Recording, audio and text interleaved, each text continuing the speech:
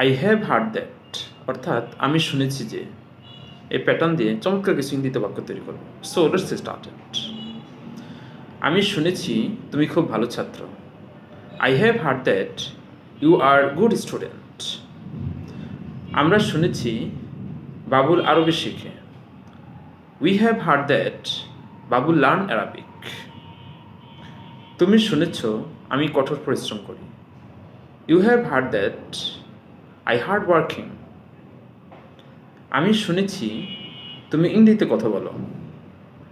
I have heard that you spoke in English. সে শুনেছে তুমি সময়ের মূল্য দাও। He has heard that you value of time. তো এভাবে শত শত ইংরেজিতে বাক্য তৈরি করতে পারি, তাহলে মুখের জড়তা কেটে যাবে, অনঙ্গিতে কথা বলার অভ্যাস তৈরি হবে।